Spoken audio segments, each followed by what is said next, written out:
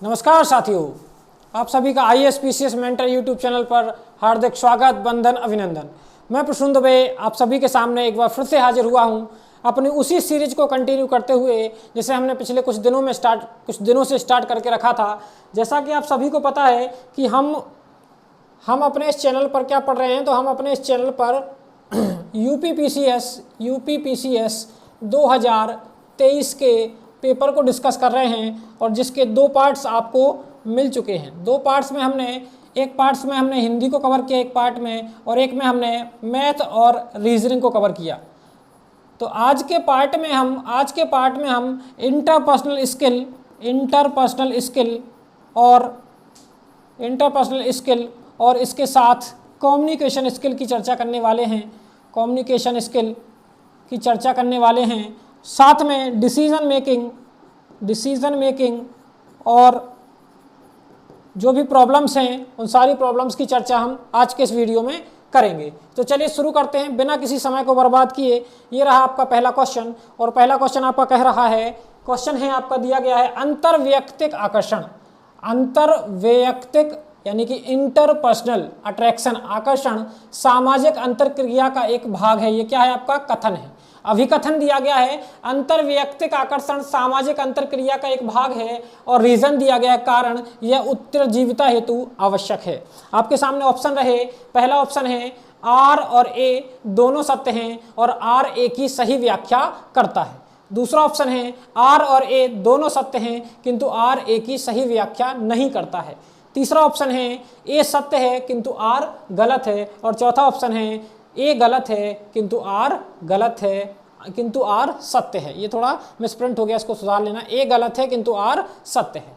तो आप देखेंगे इंटरपर्सनल आकर्षण, आप सभी को पता है जो आकर्षण होता है एक दूसरे के प्रति, आकर्षण एक सामाजिक अंतरक्रिया का भाग है। ये बिल्कुल सही है, आप सभी जानते हैं कि हम एक दूसरे से आकर्षित होते हैं। आपने जैसे देखा होगा एक टीन अवस्था जिसे कहा जाता है, जिसमें लड़के लड़कियों की ओर आकर्षित होते हैं और लड़कियां लड़कों की ओर आकर्षित होती हैं। तो ये एक सामाजिक अंतरक्रिया का भाग है, बिल्कुल सही है। ये एक सोशल इंटरेक्शन है, लेकिन यह उत्तरजीविता हेतु आवश्यक नहीं है, क्योंकि जब भी यहाँ कोई भी ऐसा शब्द आ जाए जैसे कि इसमें लिखा है नेसेसरी, तो ये आवश्यक नहीं है, ये एक नेगेटिव वर्ड है।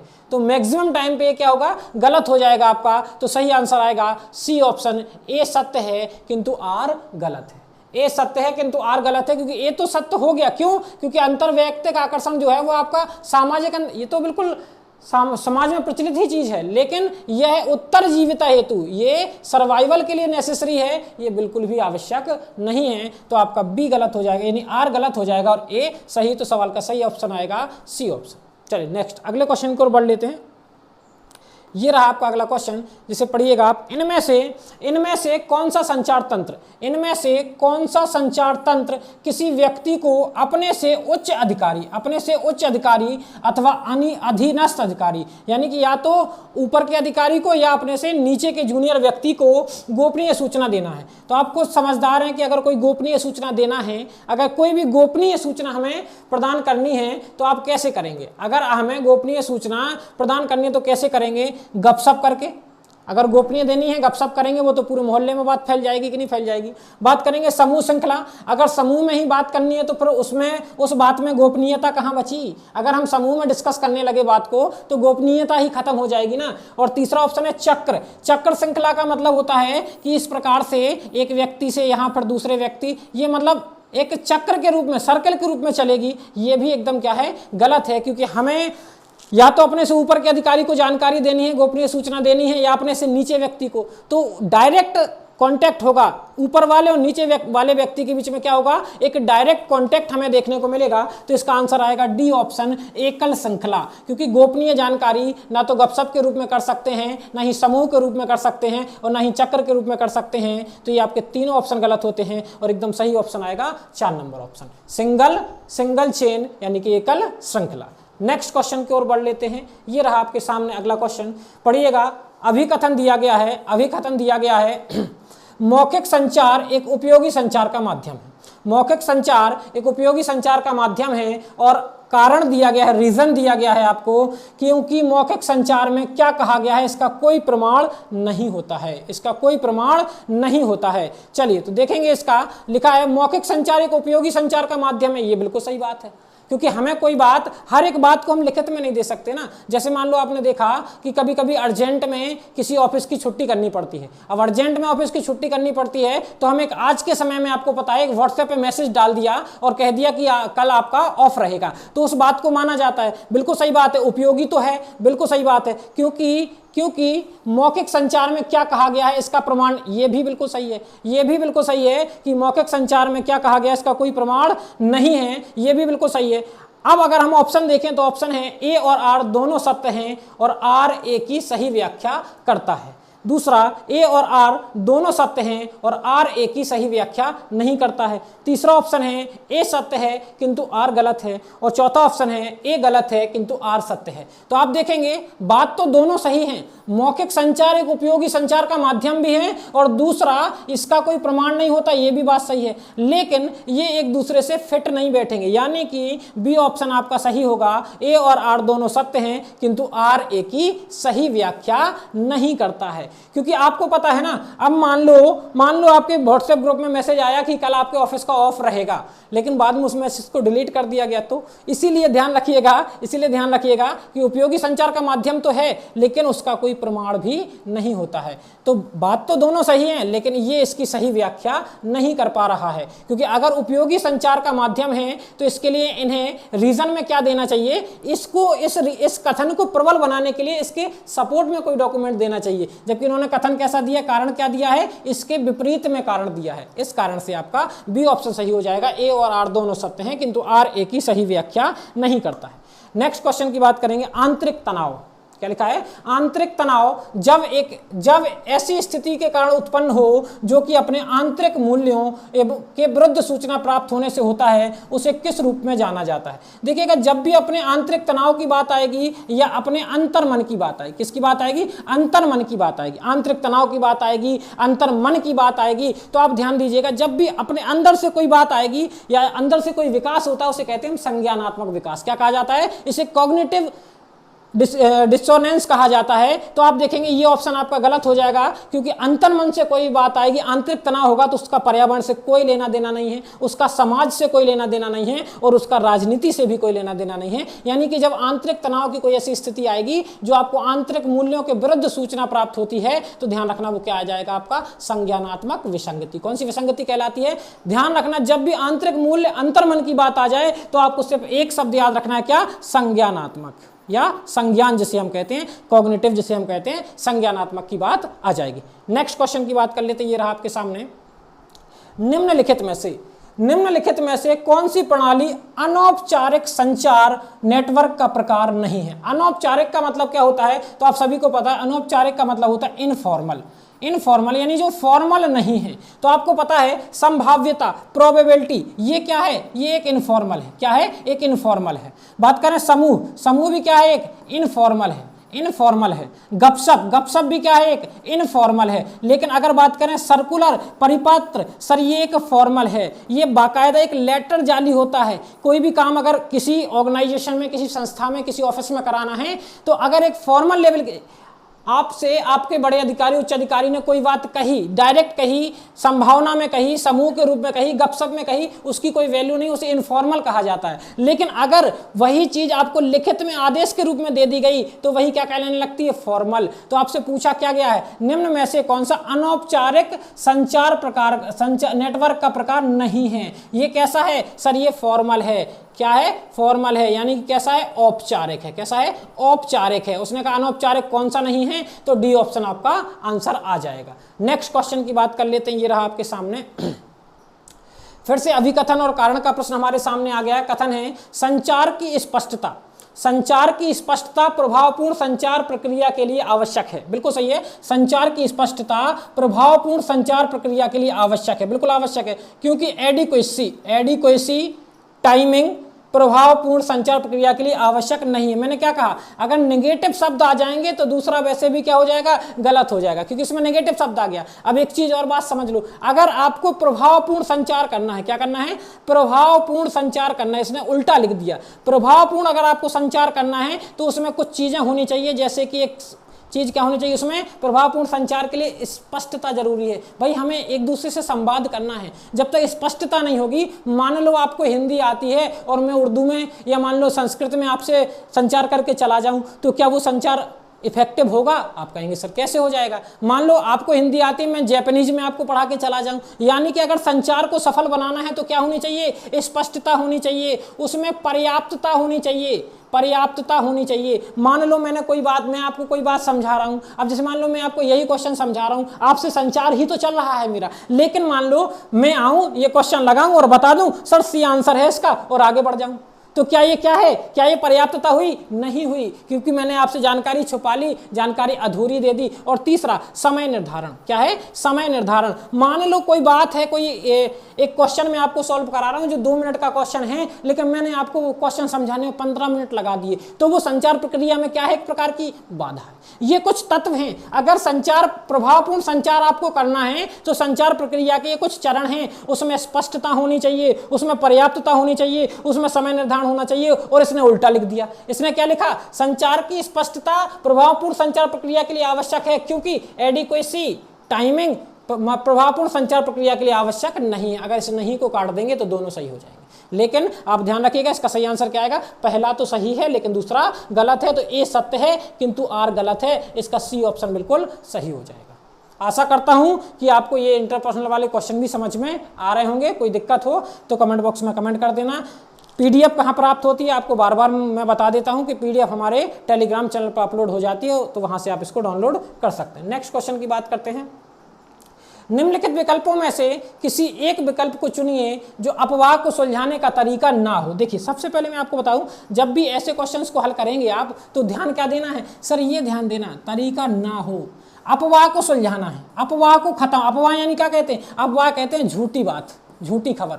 झूठी खबर को क्या कहते हैं, अपवाह। अब इसको आपको सुलझाने का तरीका नहीं है, सुलझाने का तरीका नहीं है, तो देखना ध्यान से, तथ्य उपलब्ध कराना। अरे सीधी सी बात है, अगर आप किसी भी चीज के तथ्य उपलब्ध करा दोगे तो अपवाह क्या हो जाएगी, अपवाह जो है आपकी वो क्या हो जाएगी, खत्म हो जाएगी। अपवाह खत्म यानी अपवाह सुलझ जाएगी, अपवाह। और हमें क्या चाहिए, अपवाह सुलझाने का तरीका ना हो। दूसरी बात करेंगे, कारणों को कम करना। अगर हम कारणों को कम कर देंगे, जो कारण, मान लो किसी चीज, कोई अफवाह फैल रही, उसके 10 कारण हैं, हमने उनमें से 8 कारण कम कर दिए, तो 2 ही कारण बचे ना, यानी अफवाह क्या होगी, इससे थोड़ा फैलना कम। मान लो 10 लोगों में अलग अलग बातें चल रही हैं अफवाह के बारे में, हमने 8 लोगों को समझा दिया, तो वो अफवाह का फैलना क्या हो जाएगा, कम हो जाएगा ना। वो 8 लोग उस अफवाह को क्या करेंगे, कम फैलाएंगे, फिर क्योंकि उन्हें सत्यता का ज्ञान हो गया। तो ये भी क्या है, ये भी अफवाह को कम करने का तरीका है। तीसरा, विश्वसनीय स्रोतों का प्रयोग करना। मान लो कोई भी बात फैल गई, गलत, झूठी अफवाह फैल गई, झूठी खबर फैल गई, अगर हम उनको विश्वसनीय, जो लोग झूठी खबर फैला रहे हैं, अगर हमने उन्हें विश्वसनीय स्रोत दिखा दिए, विश्वसनीय स्रोत, रिलायबल सोर्स हमने उन्हें दिखा दिए, तो वो अफवाह क्या हो जाएगी, कम हो जाएगी फैलना। चौथे बात करेंगे, समुदाय के नेताओं से तथ्य छिपाना। हाँ, अगर हम तथ्यों को छिपा लेंगे, मान लो जो बात सही है उस तथ्यों को हम छिपा लेंगे, तो अफवाह क्या होगी, और तेजी से फैलेगी। यानी कि आंसर क्या हो जाएगा आपका, डी ऑप्शन बिल्कुल सही आंसर हो जाएगा, क्योंकि उसने क्या पूछा था, अफवाह को सुलझाने का तरीका ना हो। अगर तरीका होने की बात करते हैं तो अफवाह को सुलझाने के 3 तरीके हैं, ये चौथा तरीका नहीं है। नेक्स्ट क्वेश्चन की बात कर लेते हैं, ये रहा आपके सामने, समव्यवहार सिद्धांत, समव्यवहार विश्लेषण। समव्यवहार विश्लेषण सिद्धांत को मूलतः किसने विकसित किया, क्या लिखा गया है, ट्रांजैक्शनल एनालिसिस। अगर ट्रांजैक्शनल एनालिसिस की बात करेंगे तो एक फैक्चुअल क्वेश्चन है, सीधा सा ध्यान रखना, आंसर आएगा बी ऑप्शन, एरिक वर्न। सीधा सा कॉपी पे छाप लेना, सीधे से, ये फैक्चुअल क्वेश्चन है, सीधे के सीधे पेपर में आते हैं। समव्यवहार विश्लेषण कौन लाया है, तो ध्यान रखना, एरिक वर्न। कौन लाए हैं, एरिक वर्न। आंसर हो जाएगा ऑप्शन नंबर बी, सवाल का सही आंसर हमें देखने को मिल जाता है। चलिए नेक्स्ट क्वेश्चन की बात कर लेते हैं। क्वेश्चन है, क्वेश्चन दिया गया है, निम्नलिखित में से कौन संचार में एक मनोवैज्ञानिक बाधा नहीं है। कौन सा संचार में एक मनोवैज्ञानिक बाधा नहीं है। अब मनोवैज्ञानिक बाधा नहीं है, ध्यान रखना, जो मनोवैज्ञान से बाधा आती है, शारीरिक रूप से व्यक्त संदेश, समय से पूर्व मूल्यांकन, संचार में अविश्वास और अनवधान, इन अटेंशन। देखिए इन अटेंशन कब आती है? इन अटेंशन आती है जब कोई बात मेंटली साइकोलॉजिकल जब प्रेशर हो, तब आपका क्या आता है? क्या आता है? इन अटेंशन। डिस्ट्रस्ट इन कम्युनिकेशन, संचार में अविश्वास कब आता है? जब हमारा मनोवैज्ञानिक कोई दबाव हमारे ऊपर हो। तीसरा, समय से पूर्व मूल्यांकन, अगर हम किसी भी चीज का, जैसे मान लो आपने मेरी क्लास नहीं पढ़ी, आपने सर की क्लास नहीं पढ़ी ना, आप ISPCS मेंटर पर आपने कोई भी क्लास ली, लेकिन आपके मन में एक धारणा पहले से ही आ गई, पहले समय से पूर्व मूल्यांकन आपने देख लिया, अरे वो सर अच्छा नहीं पढ़ाते। तो ये क्या है? ये एक आपका एक मनोवैज्ञानिक प्रेशर है, मनोवैज्ञानिक दबाव है, ये मनोवैज्ञानिक बाधा है। लेकिन अगर शारीरिक रूप से कोई व्यक्त संदेश है, तो हम अगर मनोवैज्ञानिक की बात करेंगे तो वो हमारे अंदर, मन के अंदर से आएगा। लेकिन अगर हम मनोवैज्ञानिक बाधा ना होने की बात करेंगे तो आंसर हो जाएगा ए ऑप्शन, शारीरिक रूप से व्यक्त संदेश, ए ऑप्शन सही हो जाएगा। नेक्स्ट क्वेश्चन की बात कर लेते हैं। ये रहा आपके सामने क्वेश्चन है आपका, संचार मॉडल में विचारों को संदेश में डालने की प्रक्रिया को किस रूप में जाना जाता है? जब भी विचार को, किसको? जब भी विचार को हम क्या बनाना पड़े? संदेश बनाना पड़े तो हम उसकी क्या करते हैं? यानी अपने विचारों को संदेश में बनाना है, यानी कोड करना है। इसका सही आंसर आएगा इनकोडिंग। क्या आएगा? इनकोडिंग। जैसे मान लो मेरे दिमाग में कोई विचार आया, अब मुझे आपके साथ शेयर करना है, तो एक भूमिका बनानी पड़ेगी, उसको इनकोड करना पड़ेगा, और जब मैं वो आपको बताऊंगा तो आप उसको क्या करोगे? डिकोड करोगे, असंकेतीकरण। तो ये क्या होगा आपका? बी ऑप्शन सही हो जाएगा, संकेतीकरण। आशा करते हैं क्वेश्चन आपको समझ में आ रहे होंगे। नेक्स्ट क्वेश्चन की बात कर लेते हैं। ये रहा आपके सामने, अरेंजमेंट करना है आपको। Arrange the following elements communication process in correct, यानी जो कम्युनिकेशन प्रोसेस है, क्या है? कम्युनिकेशन प्रोसेस को जो चरण है उन्हें अरेंज करना है। आपके सामने लिखा क्या गया है? सबसे पहले स्रोत, माध्यम, प्राप्तकर्ता, संदेश, प्रतिपुष्टि, शोर। सबसे पहले आप क्या करोगे? सर सबसे पहले तो हमारे पास क्या होना चाहिए? कोई स्रोत होना चाहिए। सबसे पहले क्या होना चाहिए? सर सबसे पहले हमारे पास क्या होना चाहिए? कोई स्रोत होना चाहिए। उसके बाद स्रोत तो मिल गया भाई, स्रोत मिलने के बाद, सोर्स मिलने के बाद हमारे पास क्या होना चाहिए? संदेश तो हो। स्रोत मिलने के पास हमारे पास क्या हो? संदेश।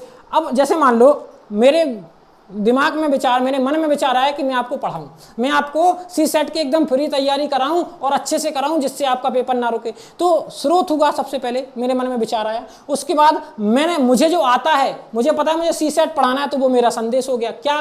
कौन सा? मैथ पढ़ाना है, रीजनिंग पढ़ाना है, हिंदी पढ़ाना है, यही पढ़ाना है, तो ये मेरा संदेश हो गया। अब उसके बाद अब कैसे पढ़ाऊं मैं आप लोगों को? कैसे पढ़ाऊं? तो मुझे क्या चाहिए? सर मुझे चाहिए माध्यम। क्या चाहिए? मुझे चाहिए माध्यम। मुझे चाहिए, ये पहले नंबर पे आएगा, ये दूसरे पे आएगा, ये तीसरे पे, माध्यम। और माध्यम के, अब जब माध्यम मुझे मिल गया YouTube, अब YouTube के माध्यम से ये किसके पास पहुंचेगा? आपके पास, यानी कि आप हो गए क्या? प्राप्तकर्ता। आप क्या हो गए? प्राप्तकर्ता। अब प्राप्तकर्ता के बाद देखेंगे, मैंने आपको पहुंचा दिया, लेकिन अब मैं आपको पढ़ा रहा हूं। आपने देखा होगा सर दो ऑप्शन रह गए, प्रतिपुष्टि और शोर। सर फीडबैक तो अब बाद में दोगे, पहले आपको शोर का सामना करना पड़ेगा। मान लो मैं आपको पढ़ा रहा हूं और कोई टेक्निकल समस्या आ जाए, हो सके मेरी वॉइस आप तक ना पहुंच पाए, तो ये क्या हो गया? एक प्रकार का शोर ही तो हो गया हमारे। अब ये तो मैंने एक टेक्निकल सेटअप जमा के रखा है ताकि कोई समस्या नहीं आ रही, लेकिन हो सकता है कभी कोई टेक्निकल समस्या आ जाए, तो उसके बाद आएगा शोर, और लास्ट में आप क्या दोगे? लास्ट में दोगे आप प्रतिपुष्टि। तो ढूंढ लीजिए ऑप्शन, पहले नंबर पे आएगा स्रोत, दूसरे पे आएगा मैसेज, यानी 1 और 4, ऑप्शन नंबर ए आपका बिल्कुल सही हो जाएगा। ऑप्शन नंबर ए आपका बिल्कुल सही हो जाएगा।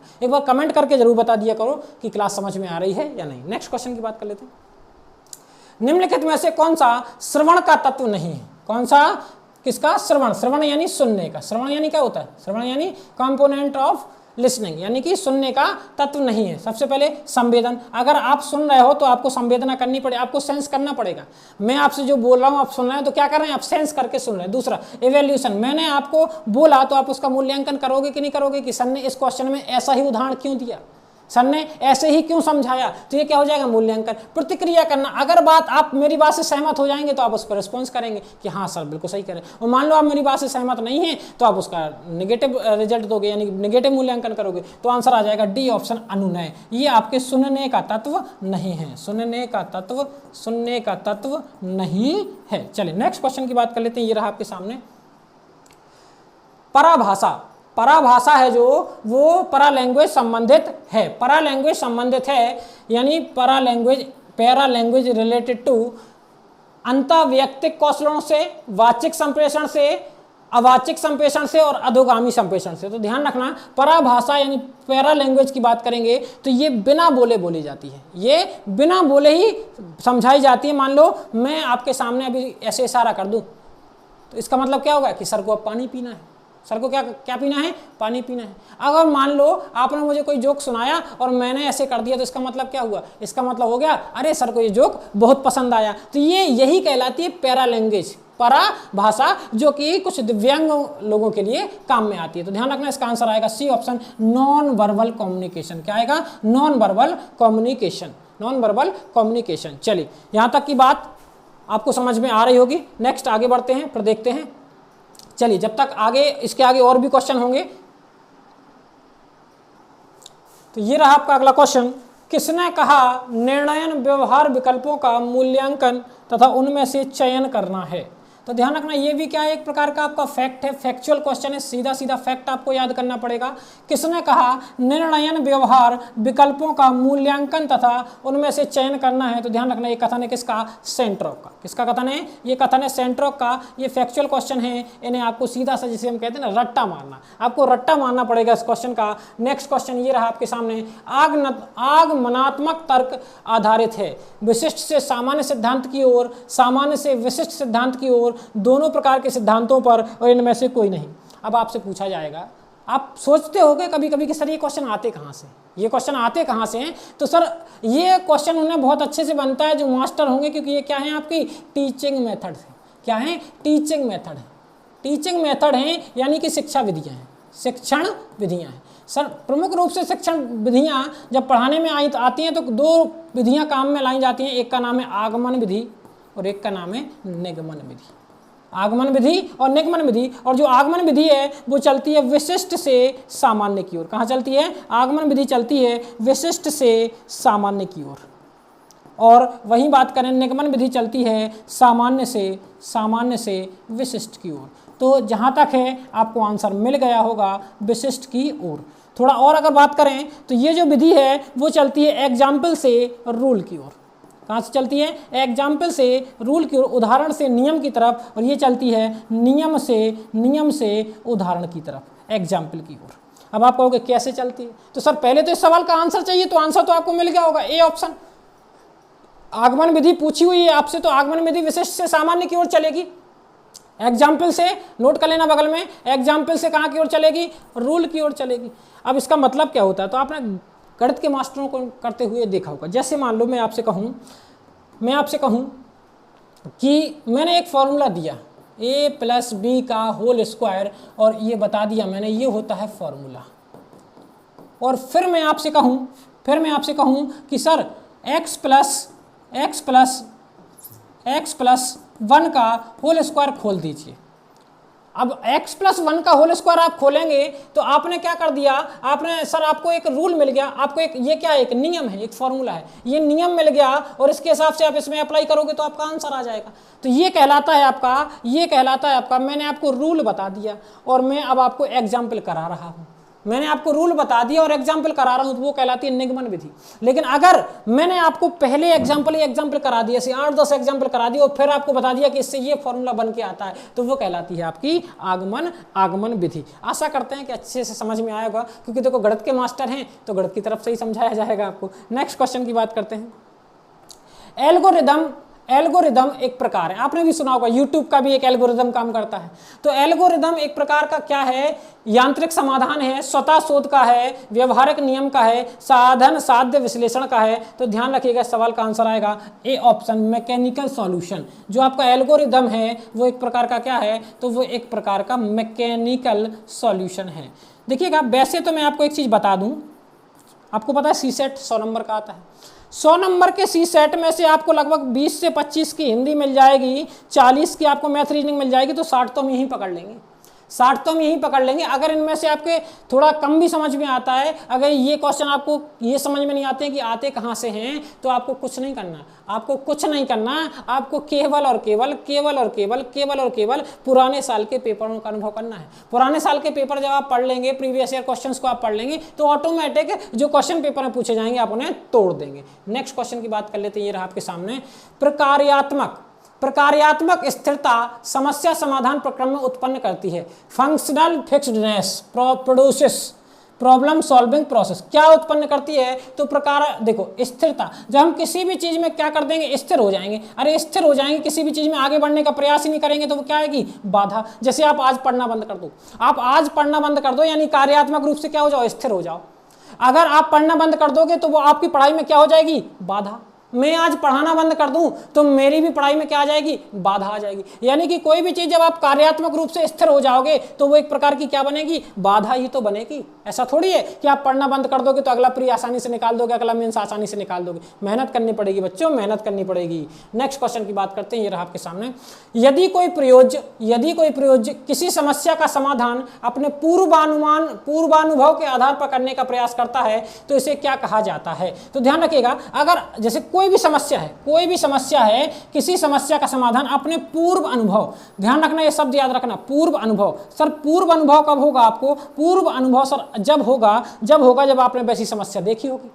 जब आप कभी, जैसे मान लो मैं आपको पढ़ा रहा हूं, मुझे पता है कि सर पढ़ाते पढ़ाते कभी कभी माइक खराब हो जाता है, तो सर मैं उस हिसाब से उसको, मुझे पता है कि अगर अधिकतर मैं पढ़ाता हूं जब माइक खराब हो जाता है तो अगली बार जब कोई समस्या आएगी तो मैं सबसे पहले किसको चेक करूंगा? सर माइक को चेक करूंगा कि नहीं करूंगा? तो ध्यान रखिएगा, जब भी आप पूर्व अनुभव के आधार पर आप समस्या का समाधान करते हो तो उसे कहा जाता है मानसिक विन्यास, क्योंकि आपके दिमाग में पहले से वो चीज सेट हो जाती है कि हम ये गलती एक बार कर चुके हैं, अब इसको दोबारा नहीं करना है। आपको पता है कि आप पेपर में जाते हो, पेपर 1 में तो अच्छा कर लेते हो, आप पेपर 1 में तो अच्छा कर लेते, लेकिन पेपर 2 में हमारी लुटिया डूब जाती है। तो आप क्या करोगे? सर अगली बार जब जाओगे तो सबसे पहले आपके दिमाग में सेट रहेगा, सर पेपर 2 सी सेट को भी अच्छे से पढ़ के जाना है, सी सेट को भी क्या करना है? अच्छे से पढ़कर जाना है। तो सी ऑप्शन आपका आंसर हो जाएगा। नेक्स्ट क्वेश्चन की ओर बढ़ लेते हैं, ये रहा आपके सामने। एक संभाव्य समाधान के लिए सफलता मिलने तक प्रयास करना। अरे सर सफलता मिलने तक प्रयास करना, जब तक सफलता नहीं मिलेगी तब तक प्रयास करना। आपने पहला प्री दिया, नहीं हुआ, आपने दूसरा प्री दिया, नहीं हुआ, आपने तीसरा प्री दिया, हो गया, लेकिन मेंस नहीं हुआ। आपने चौथी बार दिया, प्री हो गया, मेंस हो गया, इंटरव्यू नहीं हुआ। आपने 5वीं बार कोशिश की, प्री हो गया, मेंस हो गया, इंटरव्यू हो गया, और आप सर एसडीएम बन गए, आप डिप्टी कलेक्टर बन गए। तो सर ये क्या है? सर ये क्या है? प्रयास एवं त्रुटि। जब तक सफलता ना मिल जाए तब तक प्रयास करते रहना क्या है? ट्रायल एंड एरर, प्रयास एवं त्रुटि। क्या है? प्रयास एवं त्रुटि। समझाने का प्रयास बड़े अच्छे से कर रहा हूं, एक बार समझने का आप भी प्रयास कीजिएगा। नेक्स्ट क्वेश्चन की बात कर लेंगे, ये रहा आपके सामने। निम्नांकित में से कौन सा एक समस्या समाधान की विधि के रूप में लोगों द्वारा प्रयोग नहीं किया जाता? देखिएगा, समस्या समाधान, ये बात समझिएगा, क्वेश्चन समझिएगा। समस्या समाधान, आपको समस्या का समाधान करना है। क्या करना है? बात को समझना, केवल समस्या का समाधान करना है। पहला ऑप्शन है स्वतः शोध। अरे सर सीधी सी बात है, कोई भी समस्या होगी और हमें उसका समाधान करना है तो हम स्वतः शोध से भी तो कर सकते हैं। आपने पहली बार पेपर दिया, आपका प्री नहीं हुआ, तो हम बैठ के देखते ना, सर ये वाला क्वेश्चन अगर सही हो जाता ना, प्री निकल जाता। अरे सर 2 नंबर से प्री रुका है, सर 2 क्वेश्चन से प्री रुका है, ये 2 क्वेश्चन हमें आते थे, सर जल्दबाजी में गलत हो गए। तो ये समस्या समाधान की एक विधि है। स्वतः शोध करना भी क्या है? एक समस्या समाधान की विधि है। दूसरा एल्गोरिदम। सर एल्गोरिदम भी तो वही कहती है। एल्गोरिदम का मतलब होता है कि एक प्रकार से एक सिस्टमैटिक वे में काम करना। जैसे YouTube का जो एल्गोरिदम होता है, एक सिस्टम है, वो उन्हीं वीडियोस को आपके प्रमोट करेगा जो आपके बहुत एकदम सिस्टमैटिक वे में चल रहे होंगे, सिस्टमैटिक वे में शानदार तरीके से पढ़ाया गया होगा, टाइटल अच्छा बना होगा, थंबनेल अच्छा बना होगा, पढ़ाने की क्वालिटी अच्छी होगी, मास्टर अच्छे से पढ़ाता होगा। तो ये भी क्या है? एक समस्या समाधान की विधि है। तीसरा प्रयास एवं त्रुटि। सर ये भी, अगर किसी भी समस्या को निपटाना है तो आप बार बार प्रयास करेंगे, गलती होगी, प्रयास करेंगे, गलती होगी, एक ना एक दिन सफलता जरूर मिलेगी। यानी ये भी समस्या समाधान की क्या है? एक विधि है। लेकिन डी ऑप्शन, प्रकार्यात्मक स्थिरता, भी क्वेश्चन आया था पीछे। प्रकार्यात्मक यानी अगर आप कार्य करने में क्या हो जाओगे? स्थिर हो जाओगे। सर आपका प्री नहीं हुआ, आपने 2023 का प्री दिया था, सर सीट सेट बहुत खतरनाक आया था, हमसे नहीं हो पाया, सर हम नहीं करेंगे, अब सी सेट करके ही नहीं जाएंगे। तो बताओ क्या आपकी समस्या का समाधान हो जाएगा? आप कार्यात्मक रूप से स्थिर हो जाओगे तो क्या आपकी समस्या का समाधान हो जाएगा? आप कहोगे नहीं सर, मैं कहता हूं कभी नहीं हो पाएगा, क्योंकि आपको क्या करना पड़ेगा? समस्या समाधान करने के लिए लगातार प्रयास करते रहना होगा। यानी सवाल का सही आंसर है डी, क्योंकि उसने पूछा है लोगों द्वारा उपयोग में नहीं लाया जाता है, तो किसको नहीं लाया जाएगा? प्रकार्यात्मक स्थिरता को नहीं लाया जाएगा। ऐसे क्वेश्चन आपको सारे ऑप्शन में आपको डिटेल में समझा रहा हूं। नेक्स्ट, ये रहा आपका सवाल। समस्या समाधान में कोहलर के द्वारा किस प्रकार की समस्या का प्रयोग किया गया। अब देखो ये स्पेसिफाई पूछ लिया उसने, समस्या समाधान जो है प्रॉब्लम सॉल्विंग है, उसमें कोहलर ने किसे प्रयोग किया है, तो वर्बल मटेरियल शाब्दिक सामग्री, अप्रत्यक्ष पथ समस्याएं, पहली मंजूषा, इनमें से कोई नहीं। सर ये भी एक क्या है, एक फैक्ट है, एक फैक्चुअल क्वेश्चन है, सीधा रट्टा लगा लीजिएगा, बी ऑप्शन अप्रत्यक्ष पथ समस्याएं, इनमें मैं कुछ नहीं कर सकता हूं, ठीक है ना। हाँ लेकिन जब डिटेल सीसेट पढ़ाऊंगा, जब डिटेल सीसेट पढ़ाऊंगा आप कहेंगे तो कोहलर को भी समझा दूंगा, सेंट्रोक को भी समझा दूंगा और एरिक बर्न को भी समझा दूंगा, इनके कथन भी मैं आपको समझा दूंगा। लेकिन इतना लोड हमें दिमाग पर देना नहीं है, हमारा सीसेट है, शानदार तरीके से फाड़ देंगे। नेक्स्ट, और ये हमारा प्रॉब्लम सॉल्विंग डिसीजन मेकिंग का एक आखिरी क्वेश्चन रहेगा।